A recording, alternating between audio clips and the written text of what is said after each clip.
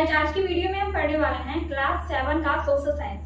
Social science के अंदर बहुत सारे सब्जेक्ट होते हैं, लेकिन आपके बुक में दिए गए हैं 3 सब्जेक्ट, सामाजिक, आर्थिक और राजनीतिक जीवन। देखिए, सामाजिक जीवन का मतलब होता है उसमें समाज से रिलेटेड बातें रहती हैं। आर्थिक से रिलेटेड होता है यानी कि इकोनॉमी, यानी कि पैसे वगैरह से रिलेटेड, या जिसको हम इकोनॉमी कहते हैं। ठीक है, आर्थिक शास्त्र को हम इंग्लिश में कहते हैं इकोनॉमिक्स।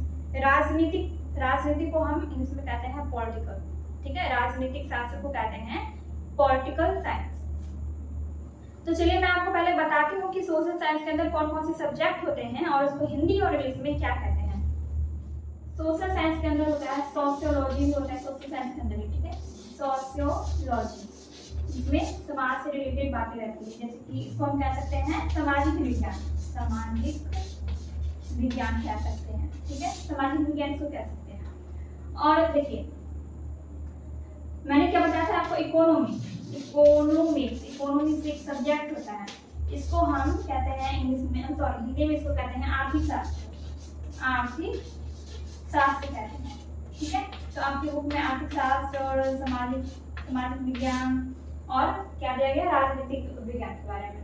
देखिए, सोशियोलॉजी यानी कि सामाजिक, इकोनॉमिक्स यानी कि आर्थिक शास्त्र, और पॉलिटिकल साइंस का मतलब होता है, राजनीतिक शास्त्र। ठीक है, ये तीनों आपके बुक में दिया गया है, लेकिन इसके अलावा भी और सब्जेक्ट होता है, जैसे कि सिविक्स। देखिए, सिविक्स क्या होता है, सिविक्स का अर्थ होता है नागरिक शास्त्र। नागरिक शास्त्र इसका मतलब होता है, सिविक्स का मतलब होता है नागरिक शास्त्र। और कौन सा सब्जेक्ट होता है, और होता है इसमें हिस्ट्री, ज्योग्राफी, ये सारा चीज सोशल साइंस के अंदर ही आता है, यानी जिसको हम SST कहते हैं, सामाजिक विज्ञान। तो इसमें सारे सब्जेक्ट आते हैं, ये सब sociology, economics, political, civics, history और ज्योग्राफी। ठीक है, तो ये सामाजिक विज्ञान के अंदर ये सारे सब्जेक्ट आते हैं। हिस्ट्री का मतलब होता है इतिहास को आप समझते ही होंगे। ज्योग्राफी का मतलब होता है भूगोल मैं आपको अलग से पढ़ाती हूँ, और उसमें क्लास 7 का ज्योग्राफी में मैंने चैप्टर 8 तक क्वेश्चन आंसर सारा का अपलोड कर दिया है। ठीक है, तो इस वीडियो के नीचे आप लोग देख लीजिएगा, मैंने क्लास 7 ज्योग्राफी का प्लेलिस्ट दे दिया है। मैंने उसमें चैप्टर 1 से चैप्टर 8 तक कंप्लीट कर दिया है, और आगे का जो भी चैप्टर है वो भी हम लोग बाद में पढ़ेंगे। तो आज की वीडियो में हम पढ़ने वाले हैं सोशल साइंस। जैसा कि मैंने आपको बताया कि आपके बुक का नाम है सामाजिक, आर्थिक एवं राजनीतिक जीवन। ये वाला बुक है, देख लीजिए आपको साइड में स्क्रीन पर भी दिख रहा होगा। तो यही वाला बुक है सामाजिक, आर्थिक एवं राजनीतिक जीवन। तो यही वाला बुक हम पढ़ने वाले हैं, और इसका चैप्टर 1 हम पढ़ने वाले हैं। ठीक है, इस चैप्टर का नाम है लोकतंत्र में समानता। दोस्तों, अगर आप लोगों को इसका स्क्रीनशॉट लेना है तो ले लीजिए, या फिर इसको कॉपी में भी नोट कर सकते हैं। फिर हम लोग देखते हैं चैप्टर 1। तो चलिए देखते हैं चैप्टर 1। चैप्टर 1 का नाम मैंने यहाँ पे क्या लिखा है, लोकतंत्र में समानता। चैप्टर 1 का नाम है लोकतंत्र में समानता, और मैंने यहाँ पे क्या लिखा है, सिविक्स। मैंने आपको क्या क्या बताया, इसमें कौन कौन से सब्जेक्ट होते हैं, सोशियोलॉजी होता है, इकोनॉमिक्स होता है, पॉलिटिकल साइंस होता है, और हिस्ट्री, ज्योग्राफी, ये सारा चीज। तो लोकतंत्र का मतलब क्या होता है, पहले हम लोकतंत्र का मतलब जान लेते हैं। देखिए, लोकतंत्र को हम 2 पार्ट में डिवाइड कर सकते हैं। ठीक है, लोकतंत्र को हम 2 पार्ट में डिवाइड कर सकते हैं, लोक और तंत्र। इस तरह से कर सकते हैं। लोक का मतलब हो गया लोग या जनता, ये हो गया लोक का मतलब। तंत्र का मतलब हो गया शासन। तंत्र का मतलब हो गया शासन। तो हम ऐसा कह सकते हैं कि लोकतंत्र एक ऐसी शासन व्यवस्था है जिसके द्वारा जनता अपना शासक या प्रतिनिधि खुद चुनती है। ठीक है, लोकतंत्र में क्या होता है कि जनता वोट देकर खुद से ही चुनती है कि हमारा शासक कौन होगा, हमारा प्रतिनिधि कौन होगा। जैसे कि आप लोग देखते हैं गांव में जो चुनाव होता है, मुखिया का चुनाव वगैरह वगैरह बहुत सारे चुनाव होते हैं, तो उसमें क्या होता है, लोग वोट करते हैं, और जिसको सबसे ज्यादा वोट मिलता है वही जीतता है। तो इसका मतलब ये हुआ कि जनता ही प्रतिनिधि को चुनती है, जनता ही डिसाइड करती है कि हमारा शासक कौन होगा। जनता वोट करती है, और जिसको जनता सबसे ज्यादा वोट करती है वही जीतता है। तो लोकतंत्र का डेफिनेशन यही हो गया लोकतंत्र एक ऐसी शासन व्यवस्था है, एक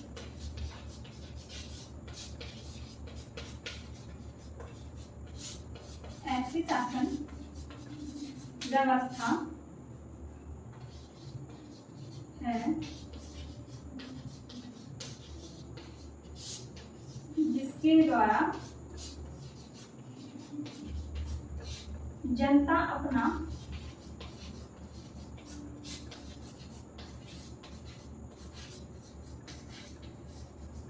प्रतिनिधि या शासक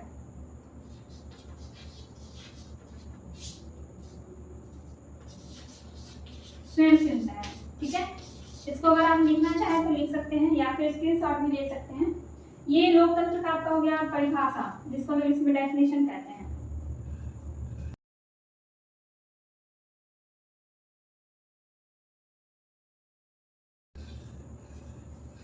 ठीक है, तो ये वाला आपका परिभाषा हो गया। और चैप्टर का पूरा नाम क्या है? लोकतंत्र में समानता। ठीक है, लोकतंत्र यानी कि लोगों का शासन। लोकतंत्र का मतलब हो गया पूरा लोगों का शासन या फिर जनता का शासन। ठीक है, तो लोकतंत्र में समानता, समानता का मतलब क्या होता है? इक्वलिटी। इक्वलिटी यानी कि बराबर, समानता यानी कि बराबर।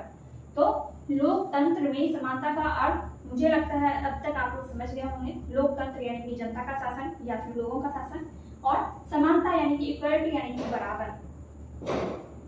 और लोकतंत्र का मैंने यहाँ पे आपको परिभाषा भी बता दिया कि लोकतंत्र एक ऐसी शासन व्यवस्था है जिसके द्वारा जनता अपना प्रतिनिधि स्वयं चुनता है। ठीक है, तो ये हो गया इसका डेफिनेशन। और आई होप आपको ये सारा कुछ क्लियर हो गया होगा इस चैप्टर का मीनिंग क्या है। और अब हम पढ़ने वाले हैं चैप्टर को। चैप्टर में जो दिया गया है, देखिए चैप्टर के अंदर भी बहुत सारे क्वेश्चन दिए गए हैं। पेज नंबर 2, पेज नंबर 3, 4 और 6 और 7। पेज नंबर 2, 3, 6, 7 में क्वेश्चन दिए गए हैं। सारे क्वेश्चंस को भी हम लोग देखेंगे। हम लोग पूरा चैप्टर आज की वीडियो में नहीं पढ़ेंगे। आज के वीडियो में हम पेज नंबर 7 तक पढ़ेंगे और बाकी का हम नेक्स्ट वीडियो में पढ़ेंगे। ठीक है, तो चलिए इसी के साथ वीडियो स्टार्ट करते हैं। एंड अगर आप लोग चैनल पर पहली बार आ रहे हैं, चैनल को सब्सक्राइब कर लीजिए, साइड में बेल आइकन है उसको भी दबा लीजिए और ऑल पर क्लिक कर लीजिए, ताकि मैं जब भी फ्यूचर वीडियोस अपलोड करूं तो उसका नोटिफिकेशन तुरंत आपको मिल सके और आप मेरा वीडियो सबसे पहले देख सके। तो चलिए इसी के साथ हम आज का वीडियो स्टार्ट करते हैं। तो यही वाला है क्लास 7 SST का बुक। और आज के वीडियो में जैसा कि मैंने आपको बताया कि चैप्टर 1 पढ़ेंगे। तो चैप्टर 1 का नाम तो मैंने आपको पहले ही बता दिया है। यहाँ पर आप देख सकते हैं, टोटल 12 चैप्टर हैं। और आज के वीडियो में हम पहला चैप्टर पढ़ने वाले हैं जिसका नाम है लोकतंत्र में समानता। इसका मैंने आपको मीनिंग बता दिया, डेफिनेशन वगैरह बता दिया। चलिए अब इस चैप्टर को हम पढ़ना स्टार्ट करते हैं। देखिए ये वाला है चैप्टर। यहाँ पर लोग कतार में खड़े हैं, किस लिए? पहचान पत्र बनवाने के लिए। ठीक है, वोट देने के लिए जो पहचान पत्र की जरूरत होती है, फोटो पहचान पत्र, वही बनवाने के लिए सारे लोग खड़े हैं। ये मैंने आपको सिर्फ चित्र के बारे में बताया। चलिए पढ़ते हैं। आज आने वाले मतदान के लिए फोटो पहचान पत्र बनाने का काम चल रहा है। यह काम पास के सरकारी विद्यालय में हो रहा है। ठीक है, विद्यालय के बाहर सब लोग खड़े हैं लाइन लगाकर पहचान पत्र बनवाने के लिए। ठीक है, यह काम पास के सरकारी विद्यालय में हो रहा है। एक लंबी कतार खड़ी है, सभी व्यक्ति अपनी बारी का इंतजार कर रहे हैं। जिसका भी बारी आते जाता है वो लोग अपना पहचान पत्र बनवाते जाते हैं। ठीक है, जैसे कि यहाँ पर ये आदमी है सबसे पहले, तो सबसे पहले इसका बनेगा, फिर इसका, फिर उसका, मतलब जो जैसे जैसे है वैसे वैसे सबका बनता जाएगा। देखिए पंक्ति में शांता, सलमा, गुरमीत, पूनम, राजेश, हमीद आदि सभी खड़े हैं। तभी ज्योति आती है। पूनम जो गुरमीत के पीछे खड़ी है, ज्योति के यहाँ चौका बर्तन का काम करती है। पूनम नाम की जो लेडी है वो ज्योति के यहाँ, ज्योति नाम की लेडी के यहाँ वो चौका बर्तन का काम करती है। ठीक है, अब यहाँ पर देखिए पूनम कहती है, ज्योति से कहती है पूनम, दीदी यहाँ आइए मेरी जगह पर। ज्योति कहती है नहीं, मैं कतार में लगूंगी। पूनम कहती है ज्योति को, दीदी आज मुझे काम पर आने में देरी होगी। ज्योति कहती है मुझसे पहले तू खड़ी है, तुम्हारा पहचान पत्र पहले बन जाएगा, फिर देरी क्यों होगी। पूनम कहती है मुझे आपके पहले शेफाली दीदी के यहाँ जाना है, वहाँ का काम अभी बाकी है। फिर शांता कहती है पहचान पत्र बन जाने से क्या फायदा होगा, लाइन में खड़ा होना बेकार तो नहीं होगा। पूनम शांता से कहती है कि नहीं, पहचान पत्र बन जाने के बाद हम अपना वोट डाल सकेंगे। फिर हामिद नाम का आदमी कहता है, जो उसी लाइन में खड़ा है, वो कहता है कि राशन कार्ड बनवाने के लिए भी इसकी ज़रूरत पड़ती है। यहाँ तक हमने पढ़ लिया। सभी लोग आपस में बात कर रहे हैं, पूनम, ज्योति, हामिद और शांता सब बात कर रहे हैं। तो इसी से क्वेश्चन यहाँ पर दिया गया है। 4 क्वेश्चन है। चलिए पहले हम इन क्वेश्चन को देख लेते हैं, फिर हम आगे पढ़ेंगे।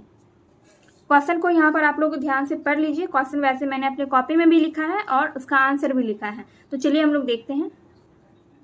देखिए, ये वाला जो क्वेश्चन है ये पेज नंबर 2 का है, जहां पर भी आपको P2, P3, P4 इस तरह से लिखा हुआ मिलेगा। इसका मतलब है P का मतलब हो गया पेज और 2 क्या है, नंबर है, पेज नंबर।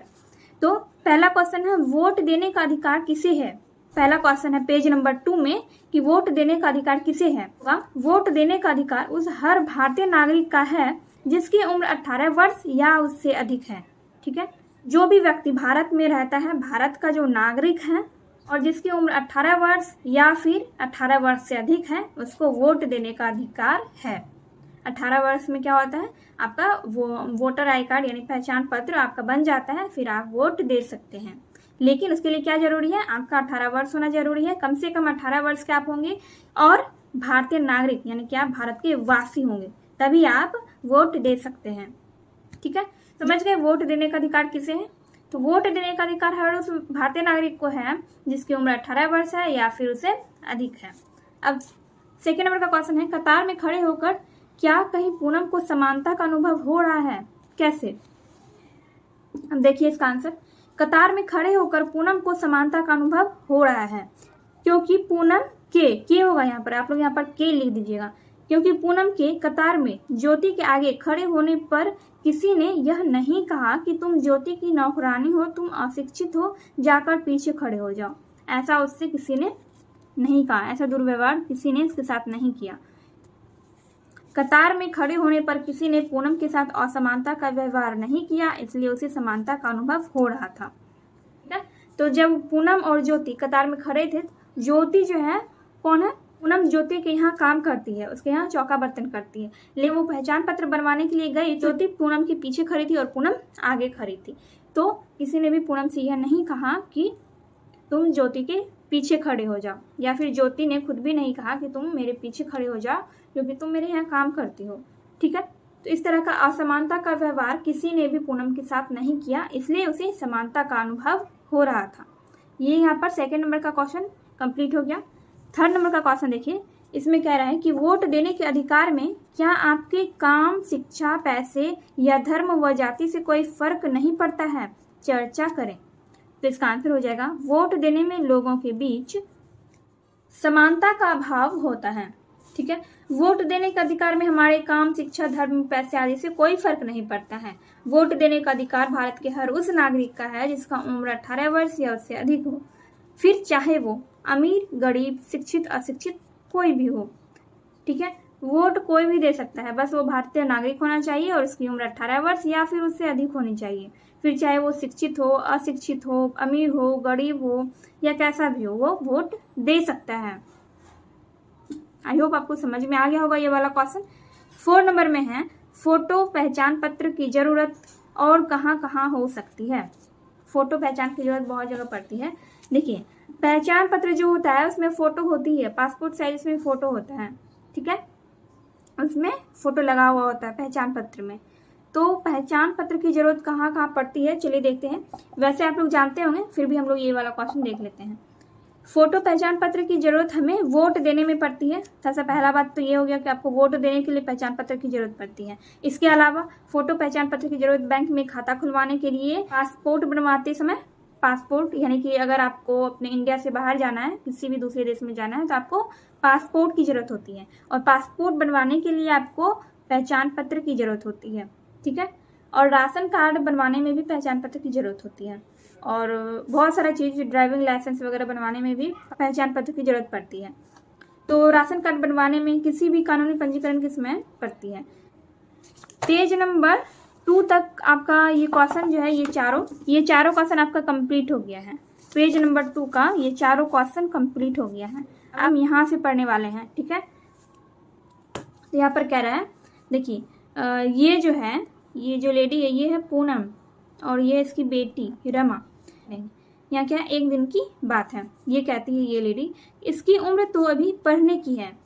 तो ये बच्ची कहती है कि मैं भी पढ़ने जाऊंगी।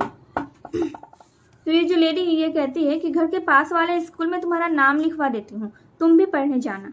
तो ये इसकी बेटी कहती है, देखिए ये है पूनम और ये इसकी बेटी रमा है। तो रमा कहती है कि नहीं, घर के पास वाला स्कूल अच्छा नहीं है। तो ये बच्ची कहती है कि मुझे एक पोशाक चाहिए और एक बैग भी। पोशाक यानी कि ड्रेस, स्कूल जाने के लिए ड्रेस की जरूरत होती है, स्कूल यूनिफॉर्म की। तो उसी की बात ये कर रही है कि मुझे एक पोशाक चाहिए और एक बैग चाहिए। तो उसकी माँ कहती है पूनम कि पैसे मिल जाने दो, खरीद दूंगी। मालकिन ने भी पैसे नहीं दिए हैं। अब देखिए पूनम की बेटी रमा के बारे में इसमें दिया गया है। पूनम ज्योति के यहाँ कभी कभी अपनी पुत्री रमा को लेकर जाती है। रमा की आयु 7 वर्ष की है तथा ज्योति की बेटी शालिनी की आयु 5 वर्ष की है। शालिनी शहर के एक बड़े स्कूल में पढ़ती है। वह प्रतिदिन बस से स्कूल जाती है। कई बार रमा शालिनी के बस्ते को लेती है तथा शालिनी को बस पड़ाव तक पहुंचाती है। बहुत बार क्या करती है, रमा शालिनी का बैग उठा के जाती है और उसको वो बस पड़ाव तक वो छोड़ के आती है, क्योंकि शालिनी रोज बस से स्कूल जाती है। ठीक है, तो कभी कभी रमा उसको छोड़ने के लिए चली जाती है। देखिए अब क्या है, कतार में खड़े होकर जहाँ पूनम को समानता का एहसास हो रहा था, वहीं रोजमर्रा के जीवन में कुछ अलग सा महसूस होता है। सरकारी स्कूल बस्ती से दूर होने की वजह से रमा को एक छोटे प्राइवेट स्कूल में भेजना पूनम की मजबूरी है, परंतु उसके पास बच्चे को प्राइवेट स्कूल में भेजने के लिए पैसे नहीं हैं। लोकतंत्र के लिए यह एक बड़ी समस्या है कि कुछ मायनों में, जैसे वोट देने का अधिकार में तो समानता है, परंतु रोजमर्रा की जिंदगी में कई प्रकार की असमानताएं हैं। देश का हर व्यक्ति, चाहे उसकी आर्थिक स्थिति कुछ भी हो, एक वोट का हकदार है। ये बात बिल्कुल सही है। चाहे कैसा भी आदमी हो, चाहे अमीर, गरीब, शिक्षित, अशिक्षित, ऐसा भी आदमी रहता है तो लेकिन उसको वोट देने का अधिकार जरूर होता है। लेकिन दिनचर्या में, रोजमर्रा के जीवन में, डेली लाइफ में आपको क्या होता है कि असमानता महसूस होती है। जैसे कि यहाँ पर आपने देखा कि पूनम गरीब है और ज्योति अमीर है। ज्योति की बेटी एक बड़े स्कूल में पढ़ती है और ये अपनी बेटी को सरकारी स्कूल में भी नहीं भेज पाती, क्योंकि एक तो वो बहुत दूर है और प्राइवेट स्कूल में भेजने के लिए उसके पास पैसे नहीं है। ठीक है, तो इस तरह की असमानताएं बहुत सारे लोगों के साथ होती है।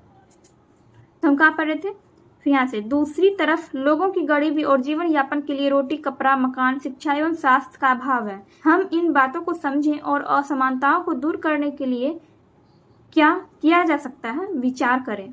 ठीक है, हमें इन बातों को समझना चाहिए और इस तरह की असमानताओं को दूर कैसे करना है उस पर हमें विचार करना चाहिए।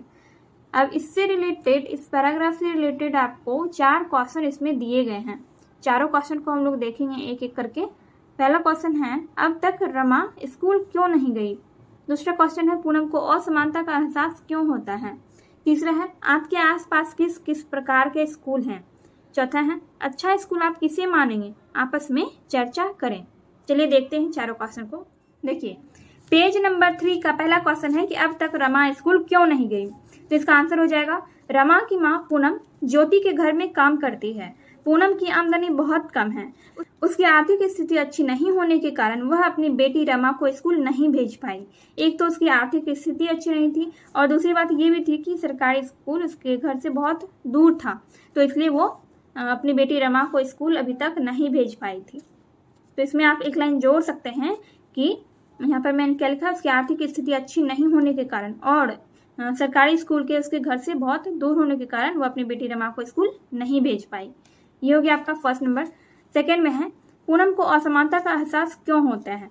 इसका आंसर हो जाएगा, पूनम की मालकिन ज्योति की बेटी शहर के एक बड़े स्कूल में पढ़ती है, लेकिन पूनम अपनी बेटी रमा को एक छोटे प्राइवेट स्कूल में भी नहीं पढ़ा सकती, क्योंकि वह स्कूल पूनम के घर से बहुत दूर है। मैंने यहाँ पे प्राइवेट लिख दिया है। देखिए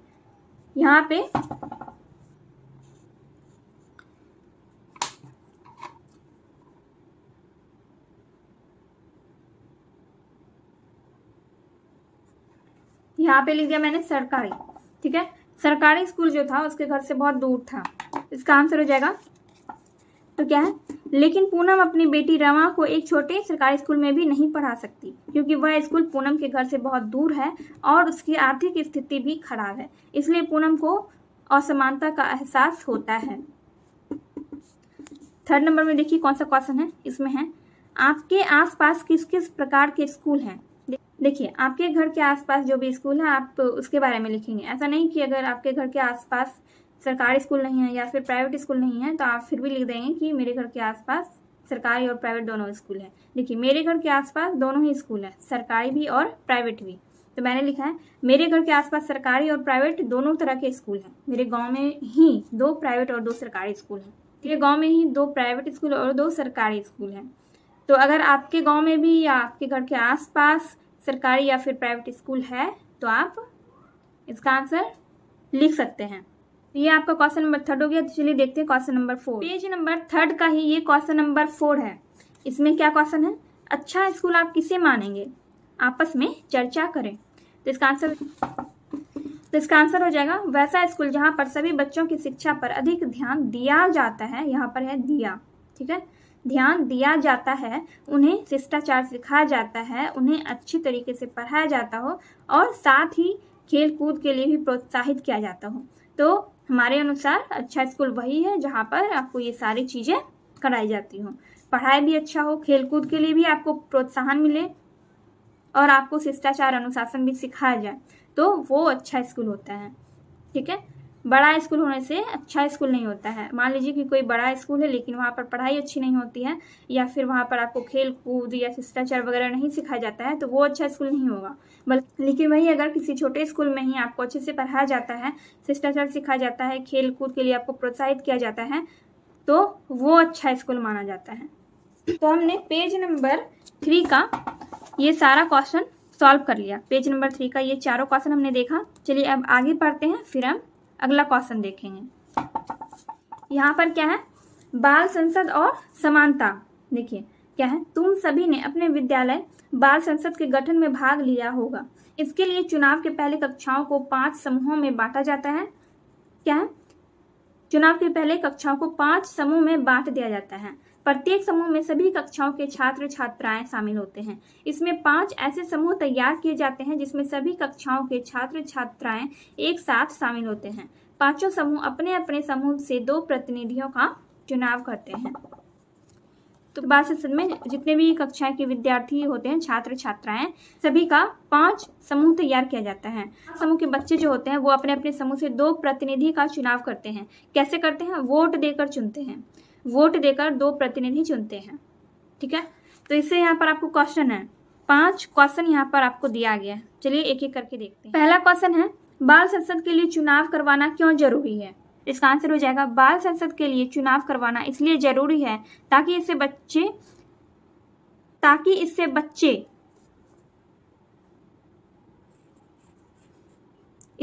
बच्चे अपने कर्तव्य और अपने अधिकारों के बारे में जानेंगे, उन्हें वोट देने तथा निर्णय लेने का मौका मिलेगा तथा उनका बौद्धिक विकास होगा। तो इसलिए बाल संसद के लिए चुनाव करना जरूरी है। इससे क्या होता है? बच्चे वोट का महत्व समझते हैं, निर्णय लेने की क्षमता का विकास होता है और उनका बौद्धिक विकास होता है। तो इसलिए बाल संसद के लिए चुनाव करवाना जरूरी है। दूसरा क्या है? दूसरा क्वेश्चन है इसी से रिलेटेड, यदि शिक्षक द्वारा प्रतिनिधि मनोनीत कर दिया जाता तो क्या फर्क पड़ता? मान लीजिए कि बाल संसद में जो टीचर होते हैं वो खुद ही बता देते कि आपका ये प्रतिनिधि है, आपका ये प्रतिनिधि है। बाल संसद में क्या करते हैं बच्चे? खुद से अपना प्रतिनिधि चुनते हैं, वोट देते हैं और खुद से चुनते हैं कि हमारा प्रतिनिधि कौन होगा। लेकिन अगर वही काम शिक्षक कर देते, यानी खुद ही बच्चों को बता देते कि आपका प्रतिनिधि ये होगा, तो उससे क्या फर्क पड़ता? यही चीज आपको इसमें बताना है। तो इसका आंसर क्या होगा?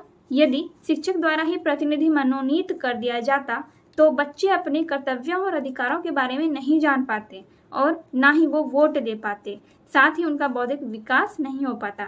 ठीक है, तो इसलिए शिक्षकों को नहीं बताना चाहिए कि आपका ये प्रतिनिधि होगा या फिर आपका ये प्रतिनिधि होगा। बाल संसद में बच्चों को अपने प्रतिनिधि का चुनाव खुद ही करना चाहिए और वैसा ही होता भी है, हर स्कूल में वैसा ही होता है। चलिए अब नेक्स्ट देखते हैं, क्या चुनाव प्रक्रिया में एक व्यक्ति एक मत के सिद्धांत का प्रयोग हुआ है? समझाएं। तो इसका आंसर हो जाएगा हाँ बिल्कुल, क्योंकि चुनाव प्रक्रिया में एक व्यक्ति एक मत के सिद्धांत का प्रयोग ही होता है।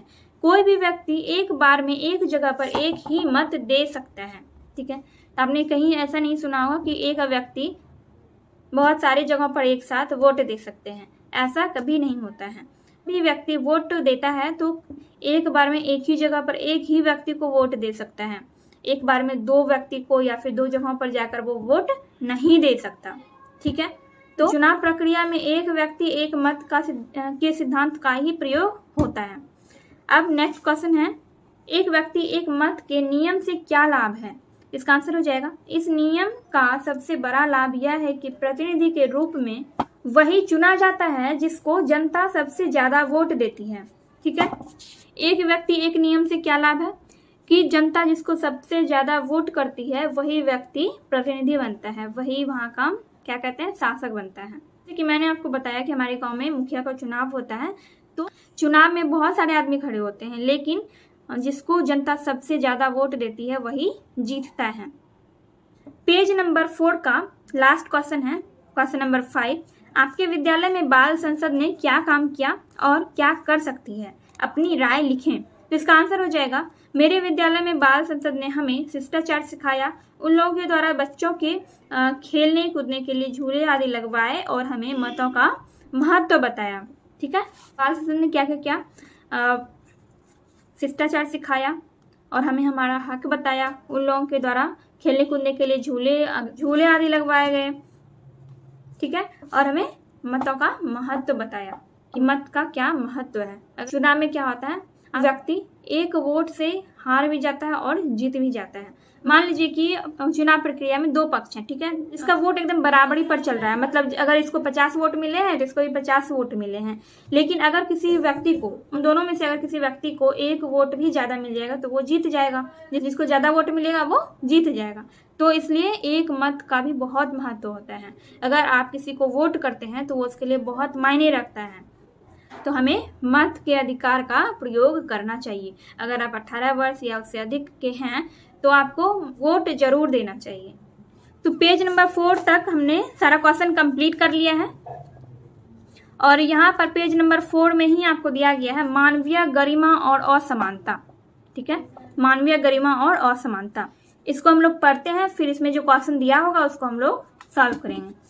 जब लोगों के साथ असमानता का व्यवहार होता है तो उनके सम्मान को ठेस पहुंचती है। यही बात आप नीचे दिए गए उदाहरणों में देख सकेंगे।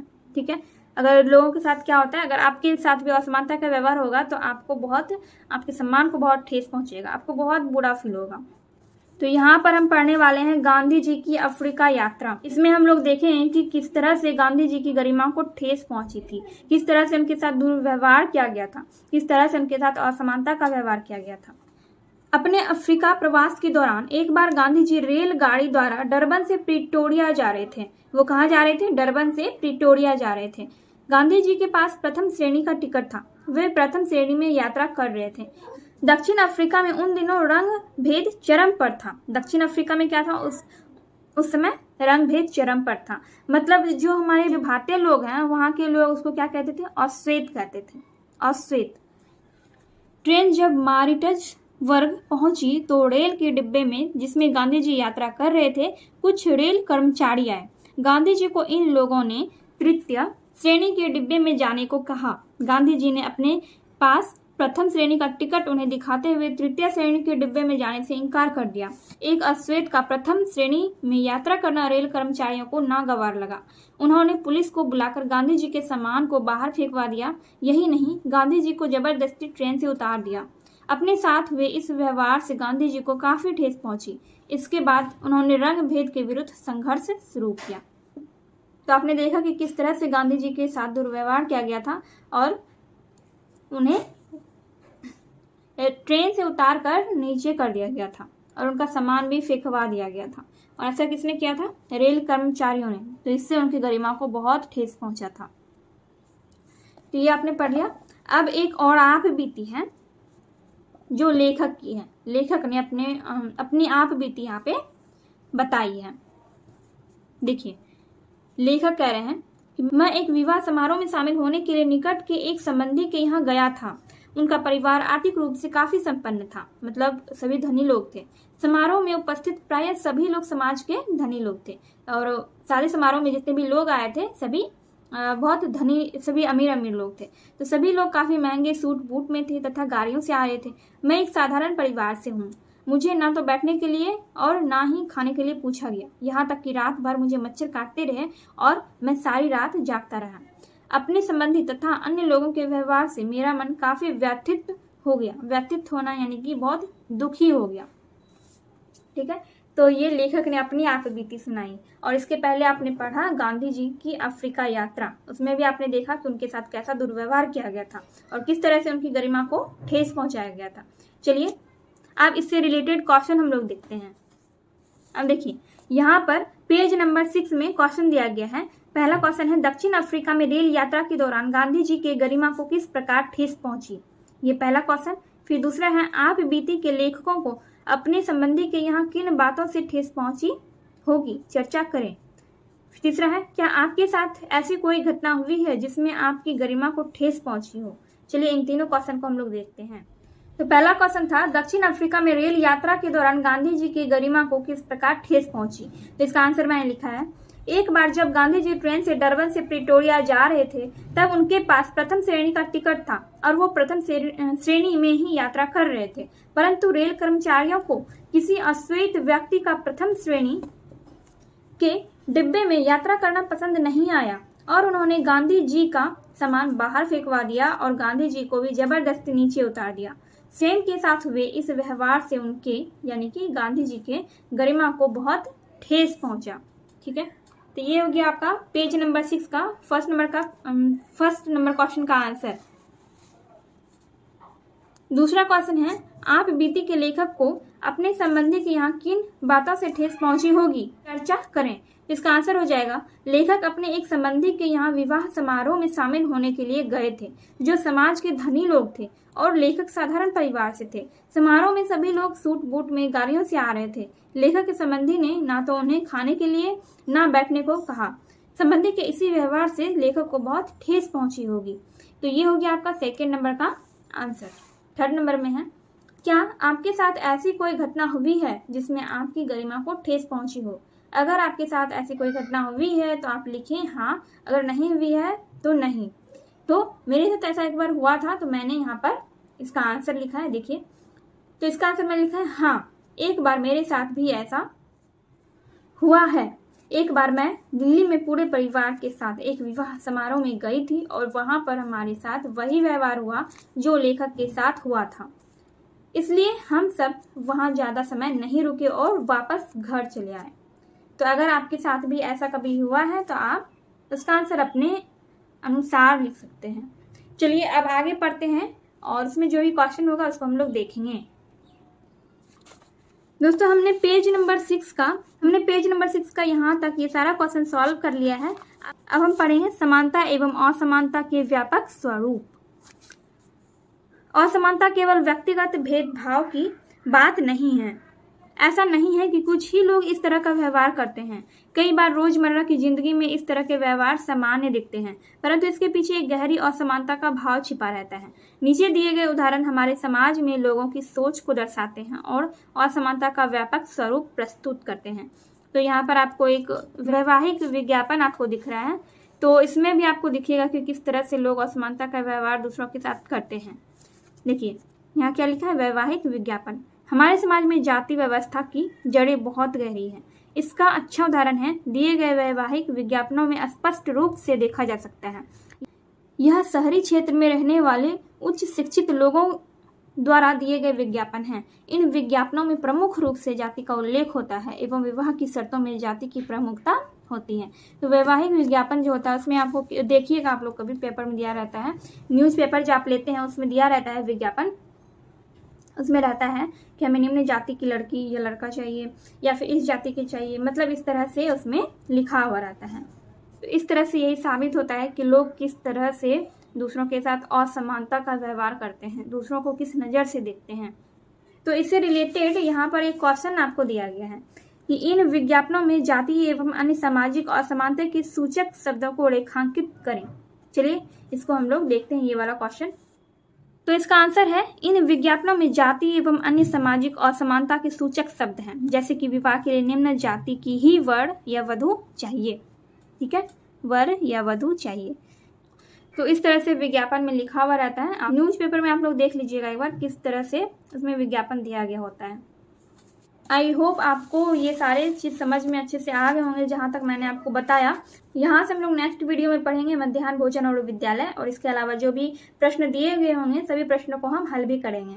ठीक है, तो ये वीडियो अगर आपको थोड़ी सी भी अच्छी लगी हो, हेल्पफुल लगी हो, वीडियो को लाइक कीजिए, कमेंट कीजिए एंड अपने दोस्तों के साथ वीडियो को शेयर कीजिए।